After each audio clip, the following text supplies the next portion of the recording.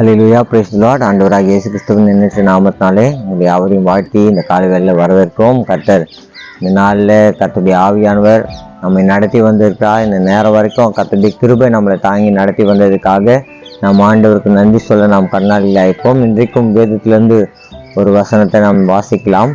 சங்கீதங்களின் புஸ்தகம் 1வது சங்கீதம் 3வது வசனம்.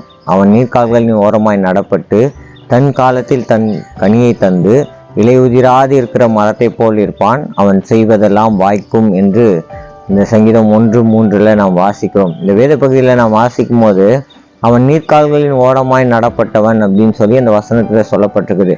யார் அந்த நீர்க்கால்களின் ஓரமாய் நடப்பட்டவங்க, தன் காலத்தில் தன் கனியை தரவங்க, அவன் செய்வதெல்லாம் எப்படி வாய்க்கும் அப்படின்னு இந்த வேத பகுதியில் சொல்லப்பட்டிருக்குதுன்னா, யார் கர்த்தருடைய வேதத்தில் பிரியமாக இருந்து அதை தியானிக்கிறாங்களோ, இரவும் பகலும் அந்த வேதத்தை யார் தியானிக்கிறார்களோ அவங்க செய்வதெல்லாம் கர்த்தர் வாய்க்க செய்வார். அவன் நீர்க்கால்களின் ஓரமாக நடப்பட்டவன் அப்படின்னு சொல்லி வசனத்தில் நாம் வாசிக்கிறோம்.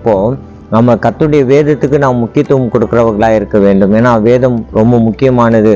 நம்ம வாழ்க்கையில் இன்றியமையாதது நம்முடைய வேதாகமம் மட்டும்தான். ஏன்னா இந்த வேதாகமத்தை கர்த்தர் நமக்கு பொக்கிஷமாக கொடுத்து இருக்கிறாரு.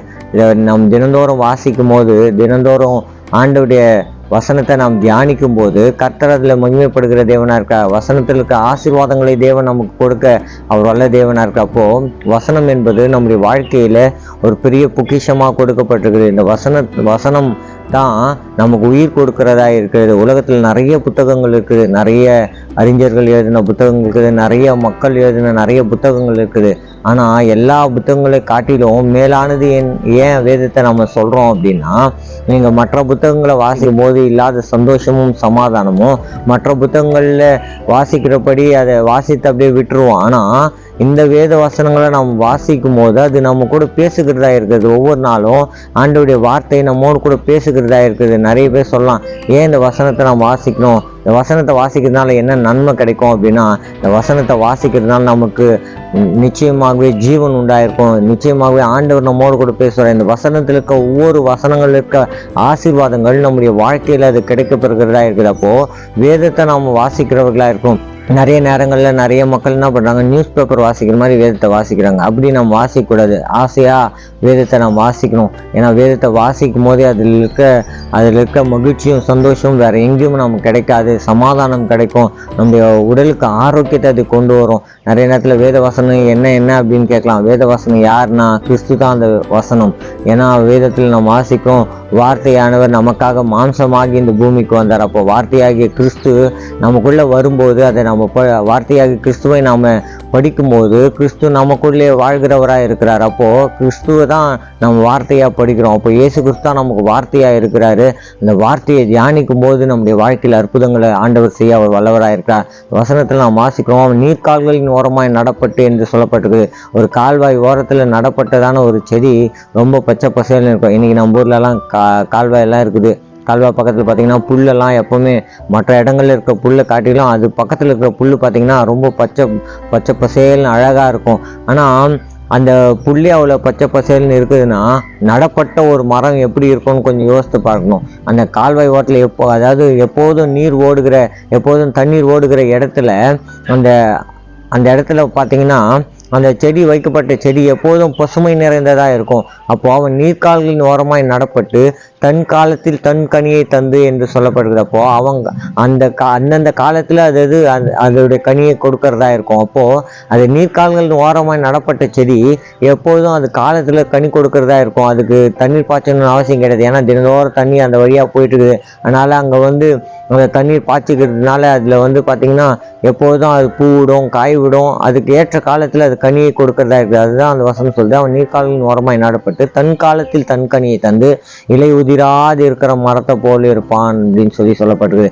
இன்னைக்கு உலகத்தில் இலை உதிராத மரம் எதுவுமே இல்லை. எல்லாமே இலை உதிர்கிற மரம் தான். ஆனால் ஒரு மரம் இலை உதிரவே உதிராது. என்ன மரம்னா அது வாழை மரம். நம்முடைய வாழ்க்கையை கூட அப்படிதான் தேவன் ஆசீர்வதிக்க அவர் உண்மை உள்ள தேவனாக இருக்கு. அந்த வாழை மரத்தை பற்றி நம்ம கொஞ்சம் பார்த்தோன்னா, வாழை மரம் அடியோடு வெட்டிட்டா கூட அது துளிர்த்து திரும்ப கனி கொடுக்கறதா இருக்கும். அதே போல தான் நம்ம நிறைய பழமொழியெல்லாம் சொல்லுவோம், வாழையடி வாழையாக அந்த குடும்பம் தழை தொங்கணும். அதே போல தான் இலை உதிராது இருக்கிற மரத்தை போல இந்த வாழ்க்கை இருக்கும் அப்படின்னு சொல்லி ஆண்டவர் சொல்கிறார். எப்போ இந்த ஆசீர்வாதங்கள்லாம் நமக்கு கிடைக்கும் அப்படின்னா, நம்ம கர்த்தருடைய வேதத்தை தியானிக்கும் போது. அதுக்கப்புறம் அந்த கடைசி வார்த்தை சொல்றது, அவன் செய்வதெல்லாம் வாய்க்கும் அப்படின்னு.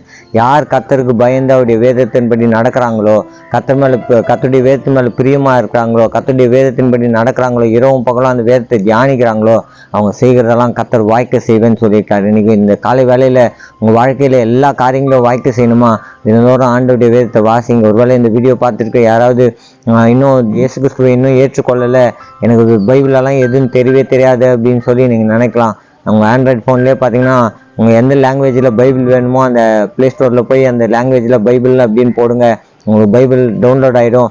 நீங்கள் மொபைலே பைபிள் வச்சு வாசிக்கலாம். அதுக்காக வீட்டில் பைபிள் வச்சுட்டு மொபைலில் பைபிள் படிக்கிறேன் அப்படின்னு சொல்லாதீங்க. வேதத்தை கையில் எடுத்து வாசிங்க. அது மாத்திரம் இல்லாமல் யாருக்காவது இல்லை வேதாகமம் எனக்கு இல்லை அப்படின்றவங்க இந்த ப்ளே ஸ்டோரில் போய் டவுன்லோட் பண்ணி வேதாகமத்தை உங்களுடைய லாங்குவேஜில் வாசிச்சுட்டு அதை தெரிஞ்சு கொள்ளுங்க. தினந்தோறும் வேதத்தை வாசிங்க. உலகத்திலே சிறந்த புத்தகம் வேதாகமம் மட்டும்தான். அதுக்கு பேர் பரிசுத்த வேதாகமம் அப்படின்னு சொல்லி உலகத்திலே வேற எந்த புத்தகத்துக்கும் அந்த பேர் கொடுக்கப்படல. வேதாகமத்துக்கு மட்டும்தான் ஹோலி பைபிள் பரிசுத்த வேதாகமம் கொடுக்கப்பட்டிருக்கு. அதனால வேதத்தை வாசிங்க. உங்க வாழ்க்கையை ஆசீர்வதிக்கப்படும். நீங்க செய்வதெல்லாம் கர்த்தர் வாய்க்கு செய்வாரு. உங்களுக்கு செழிப்பு உண்டாகும். நீங்க நீர்கால்கள் ஓரமா நடப்பட்டு அதினதின் காலத்தில் கனி கொடுக்கிற மரமா உங்களை கர்த்தர் வச்சிருப்பாரு. கர்த்தர் உங்களை இந்த காலை வேலையை ஆசீர்வதிப்பாராக. உங்களுக்காக நாங்கள் ஜெபிக்கிறோம். கண்களை மூடி நாம் வேத சமூகத்தில் தேவனை நோக்கி நாம் பார்க்கலாம். எங்க நல்ல தகப்பனே, இந்த ஆசீர்வதிக்கப்பட்ட வேலைக்காக உமக்கு நன்றி. இந்த காலை வேலையில உங்களுடைய நாமத்தை மகிமைப்பட்ட கர்த்தர் கிருபை தந்ததுக்காக உமக்கு நன்றி செலுத்துகிறோம். இந்த காலை வேலையில தேவ ஆவியானவர் எங்க மதில நீர் பெரிய காரியங்களை செய்யும்படியாக இந்த சமூகத்தில் நாங்கள் ஜெபிக்கிறோம் ராஜா. ஆண்டவரே, கர்த்தருடைய வேதத்தில் இருக்க ஆசீர்வாதங்களை ஒவ்வொருவரும் பெற்றுக்கொள்ள கர்த்தர் கிருபை செய்யும்படியாக ஜெபிக்கிறோம். ஆண்டவரே, அவர்கள் செய்கிற எல்லா காரியத்தை கர்த்தர் வாய்க்க செய்யுங்க. எந்தெந்த காரியத்துக்காக உங்களுடைய சமூகத்தில் கேட்கிறாங்களோ கர்த்தர் எல்லாவற்றையும் வாய்க்க செய்யும்படியாக ஜெபிக்கிறோம் ராஜா. இந்த வேதத்தில் பிரியமாக இருந்து வேதத்தை தியானிக்கிற மக்களாக ஒவ்வொருவரை கர்த்தர் மாற்றும்படியாக ஜெபிக்கிறோம். உங்களுடைய வேதத்தில் இருக்க ஆண்டவரே வாக்குத்தத்தங்களும் ஆசீர்வாதங்களையும் நன்மைகளையும் பெற்றுக்கொள்ளுகிறவர்களாக கர்த்தர் ஒவ்வொருவரையும் மாற்றும்படியாக இந்த சமூகத்தில் நாங்கள் ஜெபிக்கிறோம். ஒவ்வொரு பிள்ளைகளை கர்த்தர் ஆசீர்வதிப்பீராக. உடைய வளமுள்ளக்கார மகிமையானவைகளை செய்யிட்ட ராஜா. ஆண்டவரே, சுகவீனமானவர்கள் சுகத்தையும் பலவீனமானவர்கள் பலத்தையும் கர்த்தர் அருளுகிற ஆவியானவர் பிள்ளைகளுக்கு பலனையும் சுகத்தையும் ஆரோக்கியத்தை தந்து நீ நடத்துங்க. வேலைக்கு செல்லுகிற பிள்ளைங்க, ஸ்கூலுக்கு போற பிள்ளைங்க எல்லாரையும் கர்த்தர் பத்திரமா பாதுகாத்துக்கொள்ளுங்க. ஒருவேளை இன்றைக்கு பிறந்தநாள் திருமண நாள் காண்கிற பிள்ளைகளை கூட கர்த்தர் ஆசீர்வதிப்பீராக. உடைய பிள்ளைகளுக்கு தேவையான நன்மைகள் ஆசீர்வாதங்கள் பரத்திலிருந்து உண்டாகும்படியாக ஜெபிக்கிறோம். ஆண்டவர் தாமே பிள்ளைகளை ஆசீர்வதிப்பீராக. எல்லா மகிமையும் கனத்தையும் துதி ஸ்தோத்திரங்களையும் ஏறெடுக்கிறோம். இயேசு கிறிஸ்துவின் வளமுள்ள நாமத்தில் ஜெபிக்கிறோம் எங்கள் சின்ன நல்ல பிதாவே, ஆமேன். தொடர்ந்து உங்களுக்காக நாங்கள் ஜெபிக்கிறோம். கர்த்தர் உங்களோடு இருந்து நீங்க செய்யற எல்லா காரியத்தையும் கர்த்தர் வாய்க்கு செய்வாராக. ஆமேன். God bless you.